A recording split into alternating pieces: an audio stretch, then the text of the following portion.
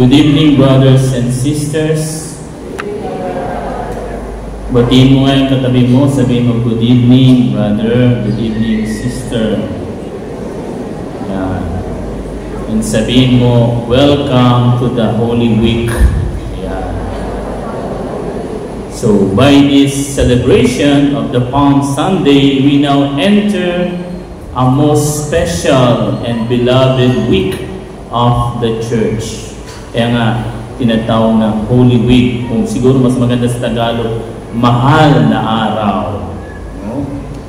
Bakit mahal na araw? Kasi nga, no? Ito yung linggo ng puno ng ipinakita ni Jesus ang kanyang pag-ibig at pinakita kung gaano kamahal ang ating kaligtasan. Hindi siya cheap. No? Siya ay binayaran ng buhay, dugo ng ating Panginoong Jesucristo. Alam niyo po, no? Sabi nga nila, Christianity is the best religion. And no, si Christ lang ang nag-iisang founder ng simbahan na kung saan ang biography nauna pa sa kanya. No? Siguro mapansin niyo yung mga biography o talambuhay ng mga bayani, ng mga ibang relihiyon. Kailan sinusulat yung biography? For example, ni Muhammad o ni Buddha. Naisulat lang yun pagkatapos ng kanilang kamatayan. Di ba? Pero si Jesus ang kaisa-isang founder ng religion na hindi pa nga pinapanganak, nakasulat na ang kanyang buhay. Saan?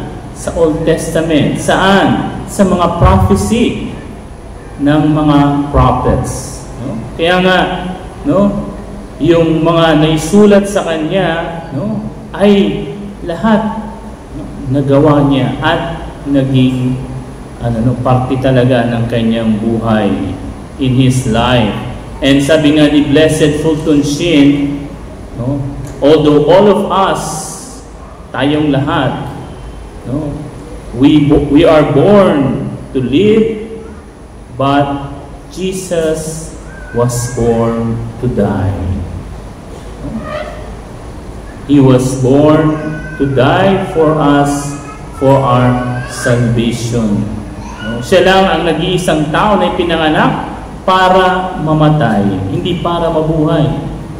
No? Bakit? Para sa ating mga kasalanan. So kung napanood po ninyo, if you watch the film, The Passion of Christ, no, you will see how Jesus really, no, sacrificed Himself. No? Sa totoo lang po, sabi nga ni St. Thomas Aquinas, no, isang patak lang ng dugo ni Lord ay sufficient na para maligtas tayong lahat. Pero bakit, no? Bakit hinayaan pa niya na siya ay latiguhin? No? Bakit hinayaan pa niya na pasanin ng krus at mamatay mismo sa krus? Isa lang ibig sabihin niyan. No? Sabi nga doon sa kanta, for God so loved the world, He gave us His only Son. For God so loved the world. Ganyan tayo kamahal ng Diyos. Ganyan tayo kaimportante sa Panginoon. Amen? At kung tayo ay ganong kaimportante sa Diyos na ibinigay niya ang kanyang buhay, sana, no, ngayong mahal na araw, ngayong Holy Week, gawin naman nating importante si Lord sa ating buhay. Sana, ngayong Holy Week, no, maging active tayo, no? Mag-participate tayo sa ating mga parokya, sa ating simbahan, no? Magaganda yung mga liturgy, yung mga mangyayari sa simbahan, no? Simula Lunes Santo hanggang Huwebes Santo, nandiyan ang Christmas, nandiyan ang Last Supper, nandiyan ang Reposition, no? Nandiyan yung veneration of the cross sa Friday. Nandiyan yung ang dami ng magagandang activities sa ating simbahan. Sana po, no, mag-participate tayo. Bigyan natin ng importansya si Lord ngayong Holy Week. At nawa, no, katulad ng mga kapatid nating nag-participate sa ating tawag dito, teledrama na Passion, no, kanina, no? Sana pumasok din tayo dun sa mga tauhan sa Passion ni Lord Jesus, no? Yung good thief, no? Si Magdalena, si Simon of Cyrene, si Nicodemus, and so on, mga apostles, no? Sana, no, ating buhayin sila sa ating buhay ngayong Holy Week.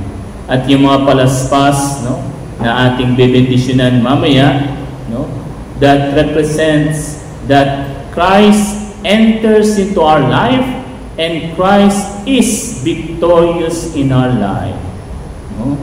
Yan. Kaya nga importante, huwag ninyong itago yung inyong mga palaspas, no?